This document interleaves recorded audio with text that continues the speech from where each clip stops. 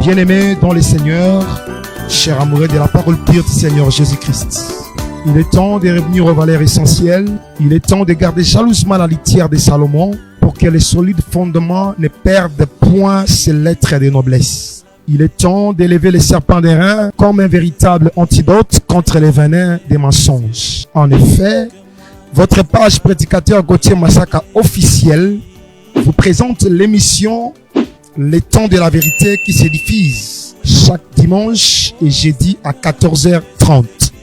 Une émission sans polémique, sans insulte, conçue simplement pour l'édification de tous les élus à travers le monde et pour élever l'emblème de l'évangile éternel partout dans le monde.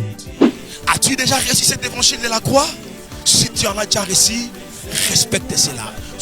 C'est pourquoi nous vous demandons tout simplement de pouvoir vous abonner massivement sur toutes nos plateformes, de pouvoir liker nos vidéos, de les partager pour que cette bonne nouvelle du royaume puisse atteindre plusieurs couches. De tout mon cœur, que le Seigneur vous bénisse.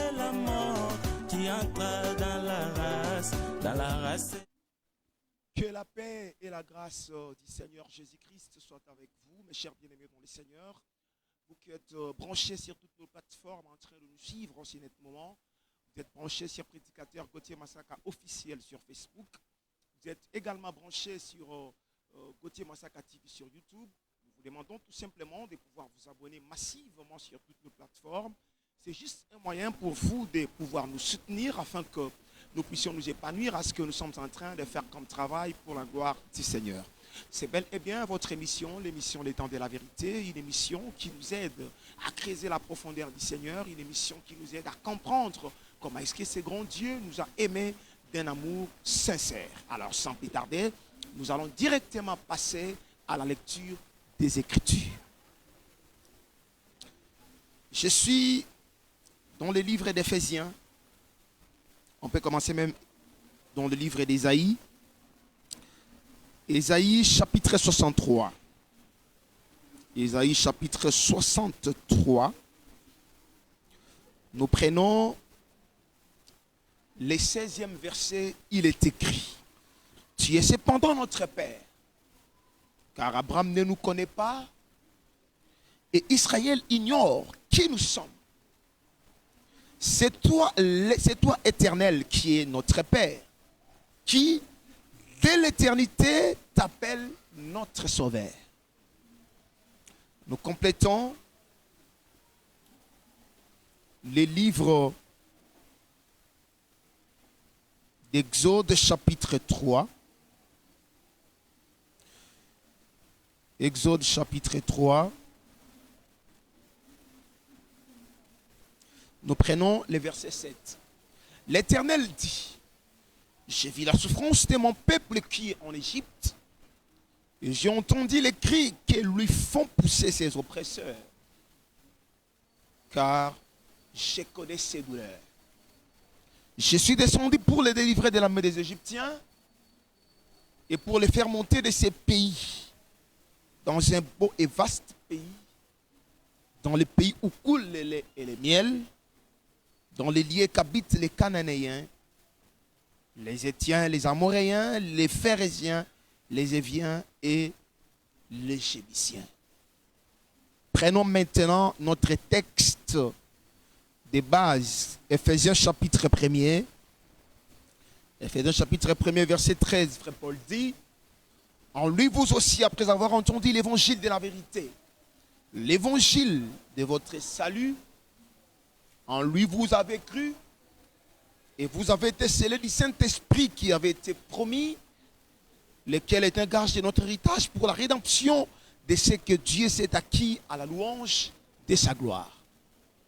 De tout mon cœur, je veux que le Seigneur Jésus-Christ, qui est le propriétaire de l'enseignement, ajoute l'explication claire à la lecture de sa parole. Mes chers bien-aimés dans le Seigneur, vous qui êtes branchés en scénette pour moi sur toutes nos plateformes en train de nous suivre, je voudrais premièrement vous dire que Nous étions en train de parler sur un livre aux 7 églises. La fois passée, on avait ouvert une parenthèse et aujourd'hui, nous ouvrons encore la parenthèse pour vous parler du salut. Et le jeudi prochain, nous allons maintenant retourner dans notre thème, sur notre thème de un livre aux 7 églises. Prenez ces rendez-vous à cœur, soyez toujours branchés et vous ne serez pas déçus. Ces prédications contribueront à votre édification. Aujourd'hui, le Seigneur nous a mis à cœur de pouvoir vous édifier sur les saluts. Il est tellement indispensable de comprendre, de connaître ce qu'on appelle les saluts. Si aujourd'hui, j'ai le courage, j'ai la force, je suis poussé par l'Esprit de vous annoncer l'évangile, c'est parce que nous avons la promesse du salut et c'est parce que nous avons été sauvés. C'est-à-dire, dans nos rassemblements, dans nos réunions avec le Seigneur, si nous enlevons les saluts, on devient un club d'amis, on devient une mutualité. C'est-à-dire, si nous sommes réellement enfants de Dieu, c'est parce que nous avons la promesse du salut et c'est parce que nous sommes sauvés. Voilà pourquoi il est important à chaque enfant de Dieu de pouvoir comprendre la définition du salut, de pouvoir comprendre et connaître le salut dans sa profondeur. Alors, je voudrais premièrement vous montrer d'abord l'origine du salut. Où est-ce que le salut a commencé? D'après le livre d'Ésaïe chapitre 63, verset 16 qu'on vient de lire avec vous, là le texte nous dit, on dit, tu es notre Père. Abraham ne nous connaît pas, Israël ignore qui nous sommes. Dès l'éternité, t'appelles sauvé. C'est-à-dire, d'après cette écriture d'Ésaïe chapitre 63, verset 13, nous comprenons que le salut a commencé depuis l'éternité. Alors, le salut qui a commencé depuis l'éternité, c'est quoi en un mot? Le salut, par définition, c'est le pardon du péché. Je ne suis pas en train de raisonner. Jésus est entré dans la maison du pharisien. Une femme pécheresse est entrée. C'est-à-dire, c'est le péché qui était entré dans la maison. Et Simon commence à dire, si réellement cet homme était un prophète, il allait connaître l'espèce de cette femme. Alors, comme notre Dieu connaît même la pensée, Jésus dit, Simon, je suis entré dans ta maison. Tu ne m'as pas reçu, mais cette femme a essuyé mes pieds avec ses larmes et elle les a essuyés avec ses cheveux. Je te dis, ces nombreux péchés sont pardonnés. Maintenant, il commence maintenant à interpréter ce qu'il a appelé le pardon du péché. Il dit, femme, ta foi t'a sauvé. C'est-à-dire le pardon du péché que Jésus a octroyé à cette femme, lui-même l'interprète comme le salut. C'est que le salut, par définition, c'est le pardon du péché qui a commencé depuis l'éternité.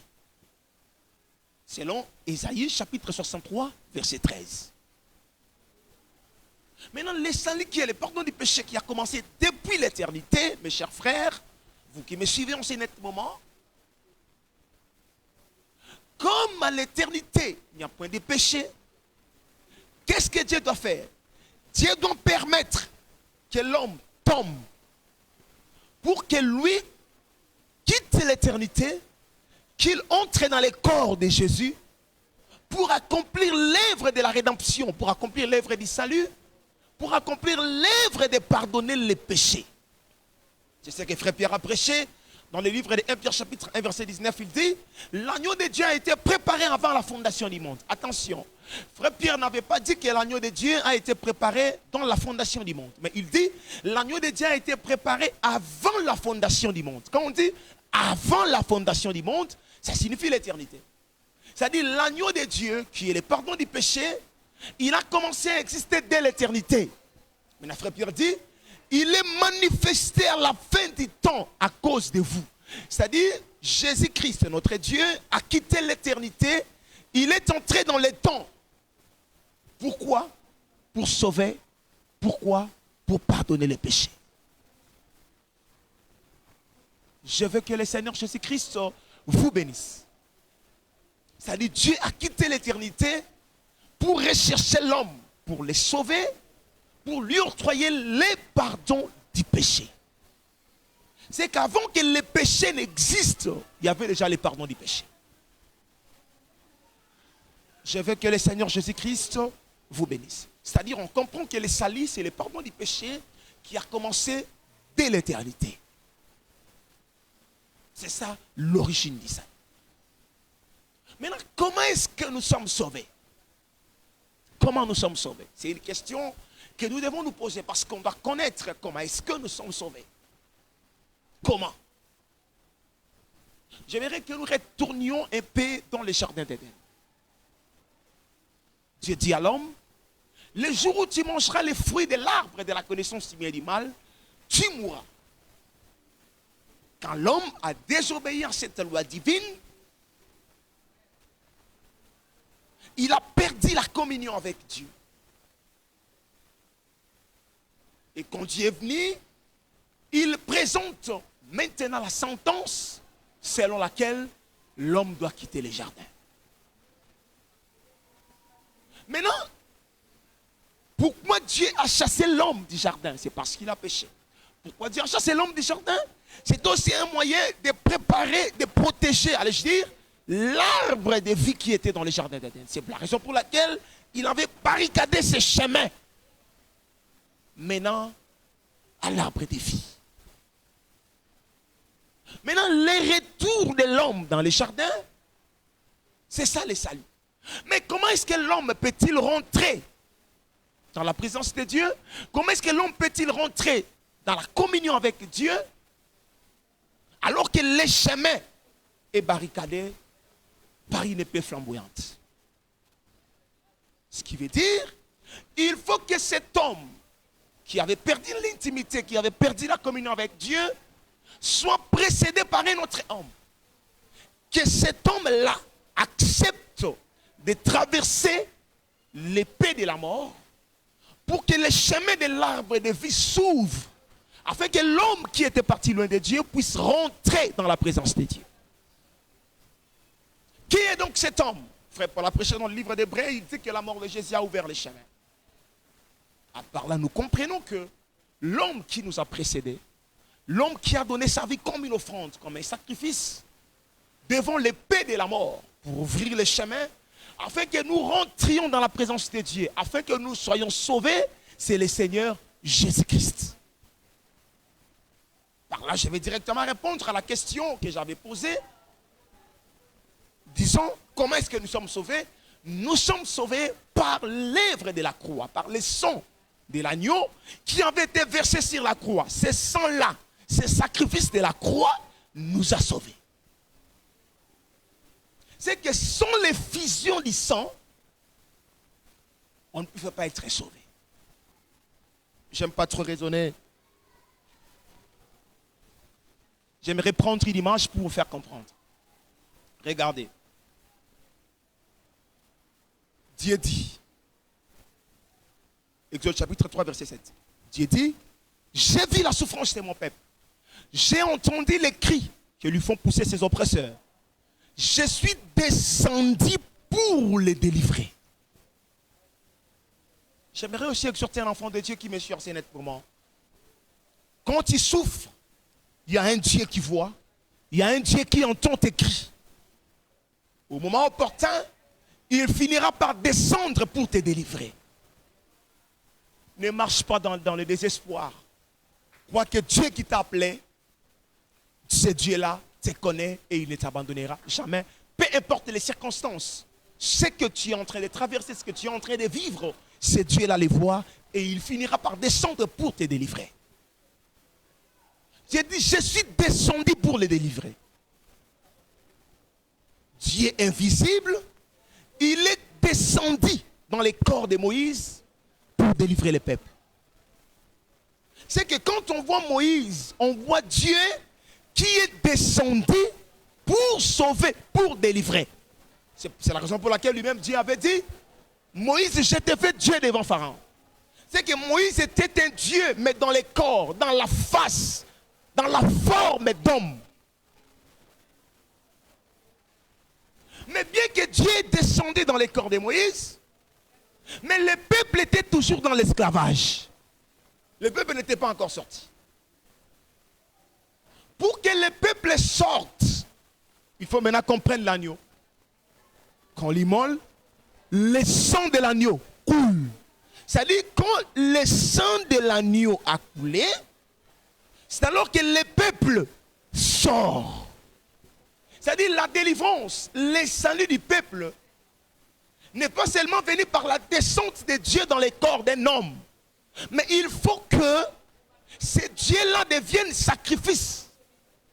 Il faut qu'il se sacrifie, qu'il verse son sang pour le salut de l'humanité. Deutéronome chapitre 18, verset 15. Moïse a dit, Dieu vous suscitera un prophète comme moi. Jean chapitre 1, quand Philippe a vu Jésus, il dit, Nathanaël, on a vu celui de qui Moïse a écrit dans la loi et dont les prophètes ont parlé. Qui? Jésus de Nazareth. À part là, nous comprenons que le véritable Moïse, c'est le Seigneur Jésus. C'est dans le corps Jésus que Dieu invisible était descendu pour délivrer. Mais quand bien même que ce Dieu-là était descendu dans le corps de Jésus, nous étions toujours sous l'esclavage du péché. Il faut que ce corps-là devienne maintenant le sacrifice sur la croix, qu'il verse le sang. Et par l'effusion du sang, nous avions été sauvés, nous avions obtenu le pardon du péché. C'est que c'est par la croix que nous sommes sauvés. Je veux que le Seigneur Jésus-Christ vous bénisse de partout où vous me suivez. Partagez ces liens, c'est pour que cette bonne nouvelle du royaume puisse atteindre plusieurs couches. Parfois, d'autres ne m'ont pas bien compris.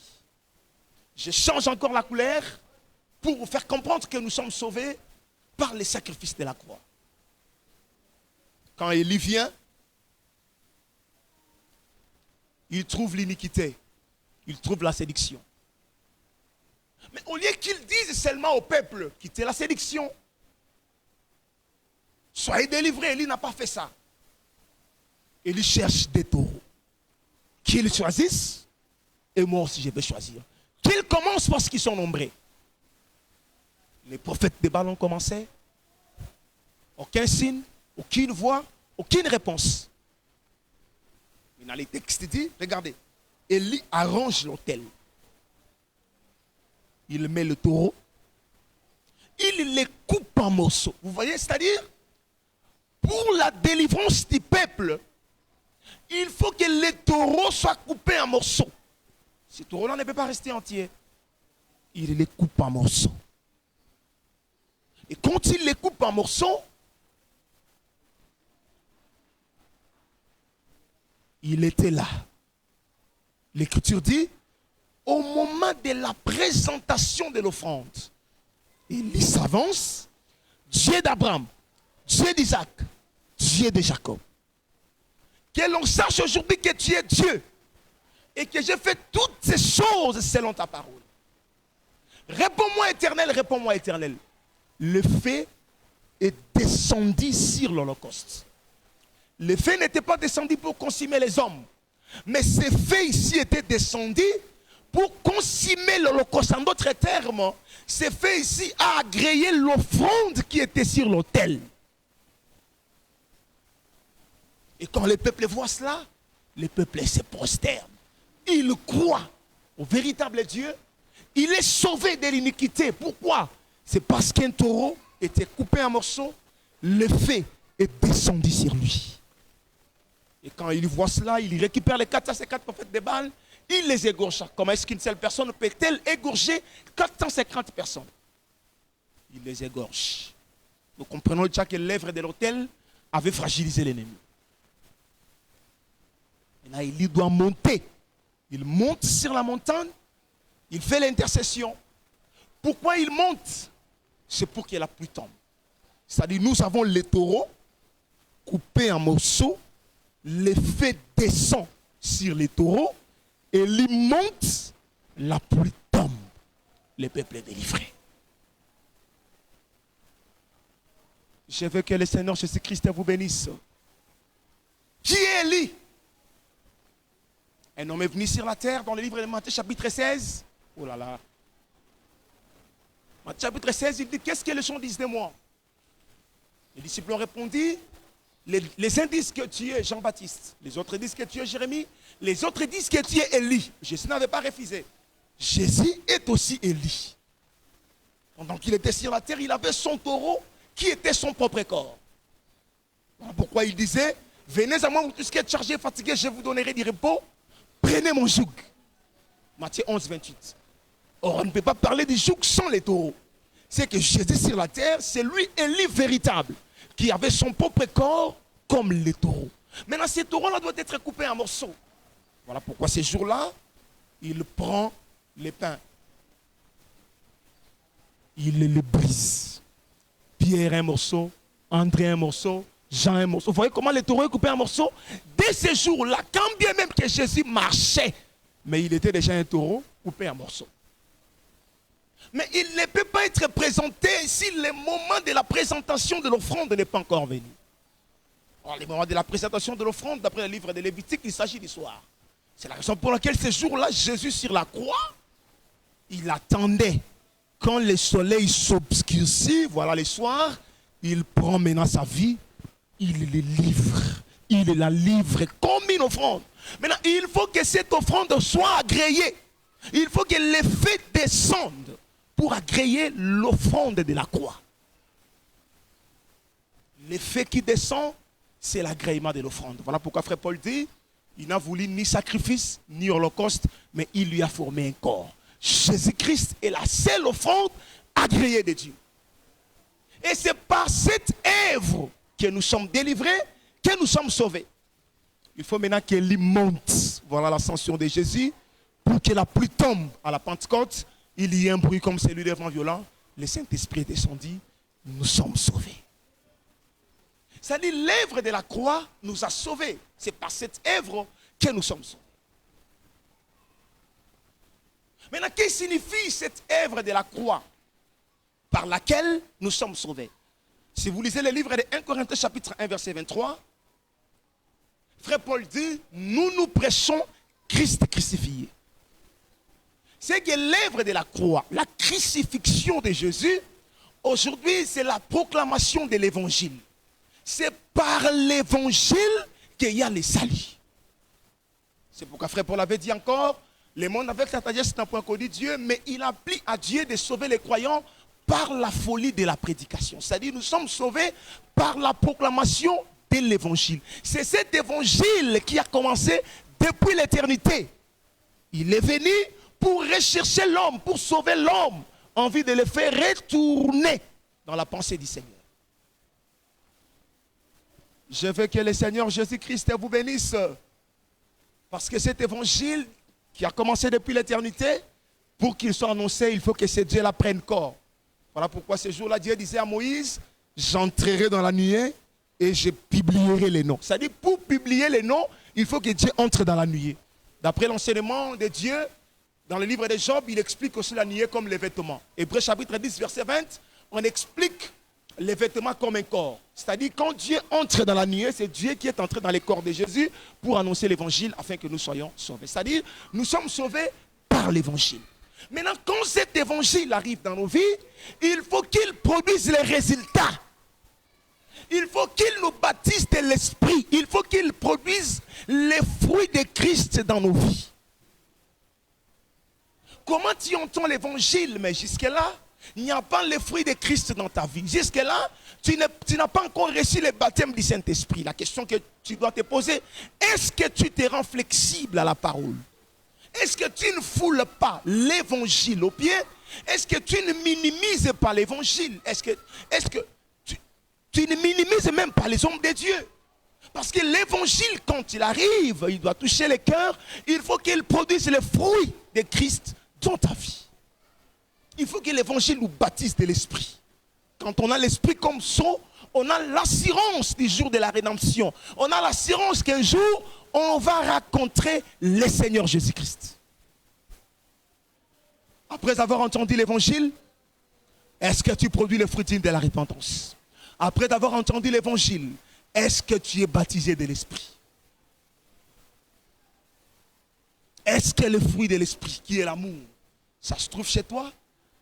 Tu as la paix, tu as la patience, tu as la bénignité. C'est-à-dire toutes ces choses doivent être trouvées en nous parce qu'on a entendu l'évangile. Je veux que cet évangile te soutienne, qu'il t'accorde la force, qu'il te pousse à la repentance pour que demain tu sois en mesure de rencontrer le Seigneur. Quand l'évangile arrive, ne les considère pas comme des fables de ce monde, comme les énigmes de ce monde, mais il faut chercher à te conformer avec la parole pour que tu sois en mesure de rencontrer le Seigneur. De tout mon cœur, on est en train de me faire signe que je dois arrêter. De tout mon cœur, que le Seigneur vous bénisse.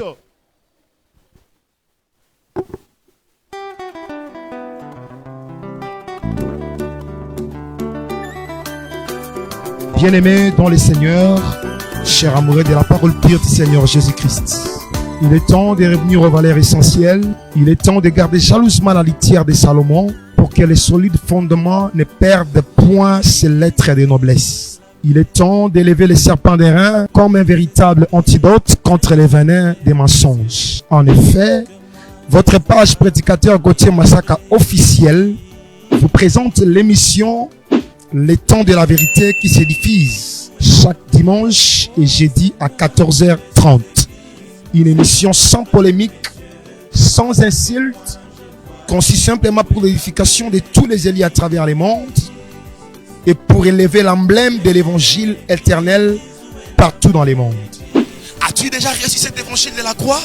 Si tu en as déjà reçu, respecte cela. C'est pourquoi nous vous demandons tout simplement de pouvoir vous abonner massivement sur toutes nos plateformes, de pouvoir liker nos vidéos, de les partager pour que cette bonne nouvelle du royaume puisse atteindre plusieurs couches. De tout mon cœur, que le Seigneur vous bénisse.